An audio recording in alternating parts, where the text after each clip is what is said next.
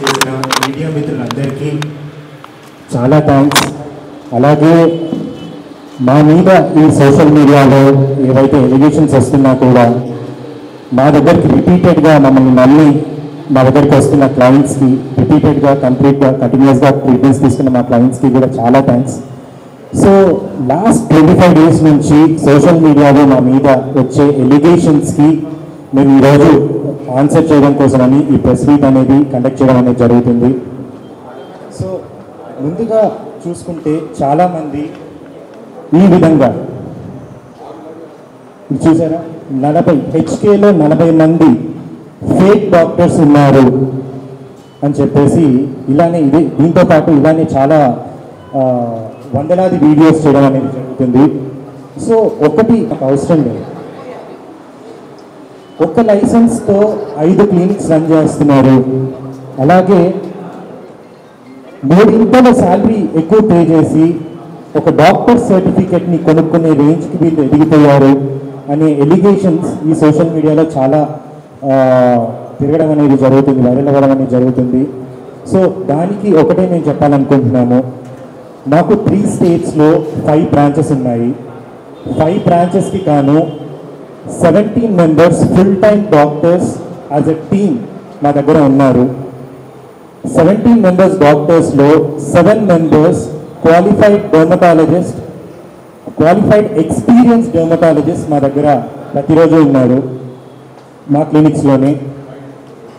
So ఒక్క clinic license తోటి, Hyderabad clinic registration తోటి పక్క స్టేట్లోకి వెళ్ళి మేము క్లినిక్ ఓపెన్ చేసుకోవడానికి అలాంటి స్కోప్ కూడా ఉండదు. యూజువల్లీ ఏ స్టేట్కి సంబంధించిన లైసెన్స్ ఆ స్టేట్లోనే యూజ్ చేసుకోవడం అనేది జరుగుతుంది. సో ఇంతమంది డాక్టర్స్, క్వాలిఫైడ్ డాక్టర్స్ టీమ్ తోటి ఇలా చేయడం అనేది పాసిబుల్ కాదు. మా దగ్గర ఉన్నారు, మీ ముందు కూడా డాక్టర్స్ అనేది కూర్చొని ఉన్నారు, వాళ్ళ ద్వారా కూడా మీకు ఒక క్లారిటీ అనేది తప్పకుండా ఇవ్వడం అనేది జరుగుతుంది.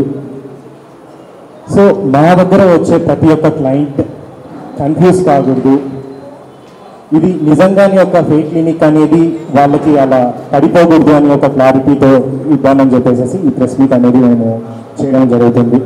అదేవిధంగా మా డాక్టర్స్ని థ్రెటన్ చేస్తూ భయపెడుతూ వాళ్ళ ఫ్రెండ్స్ ద్వారా కానీ వాళ్ళ హెచ్ఓడీస్ ద్వారా కానీ కాల్స్ ద్వారా మెసేజెస్ ద్వారా చాలా హరాస్ చేయడం అనేది జరుగుతుంది ఈ ప్రక్రియలో. అదేవిధంగా ఒక ఛానల్ వాళ్ళు హర్షిత నెంబర్ అనేది టెలికాస్ట్ చేయడం వల్ల తనకి రాంగ్ కాల్స్, అబ్యూజివ్ కాల్స్ రావడం కానివ్వండి, ఇదంతా కూడా జరుగుతుంది. ప్లీజ్ ఈ ప్రెస్ మీట్ తర్వాత అందరికీ ఒకటే మేము కోరుకుంటున్నాము, ఇందులో మేము ప్రతి ఒక్క లైసెన్సెస్ మేము మీకు చూపిస్తాము. ఇప్పుడు మీరు చూస్తున్నారు అని అంటే హైదరాబాద్, విజయవాడ లైసెన్సెస్ మేము ఫోటో ఏదైతే దిగామో అవన్నీ కూడా మా లైసెన్సెసే. అండ్ ప్రతి ఒక్క క్లినిక్కి కూడా జిఎస్టీ ప్రాపర్గా మేము పే చేస్తూ, ఇన్కమ్ ట్యాక్స్ కూడా ప్రాపర్గా మేము పే చేస్తూ ఎథికల్గా మేము వర్క్ చేసుకోవడం అనేది జరుగుతుంది. సో ఇవన్నీ కూడా clinic licenses and GST licenses మీ ముందు మేము పెడుతున్నాము.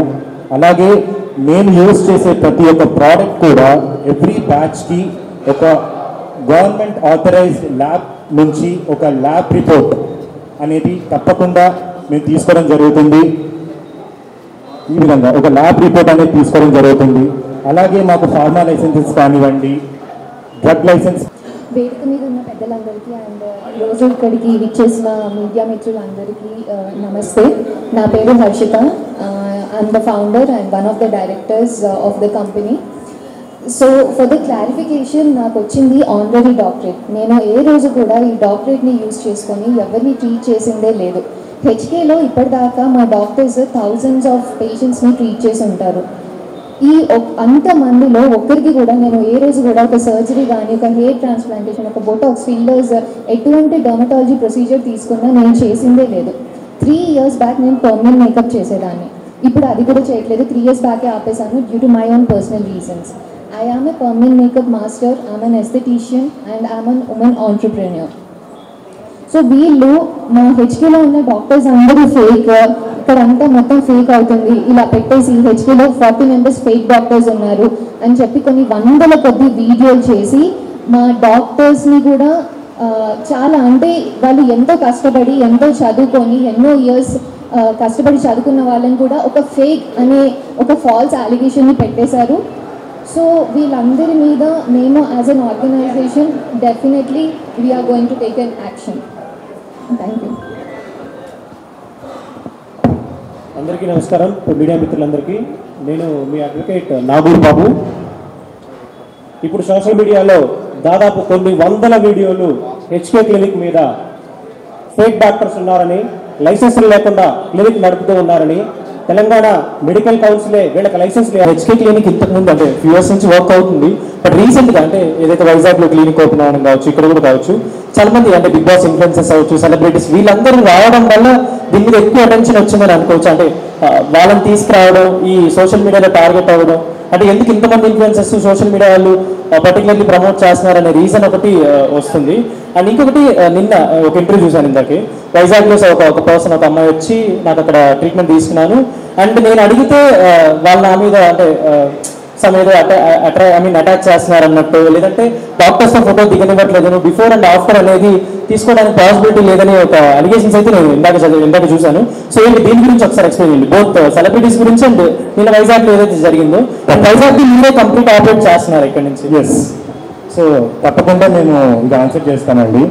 సో ఈ అలిగేషన్ క్రియేట్ చేసింది సరస్వతి గారు అనమాట.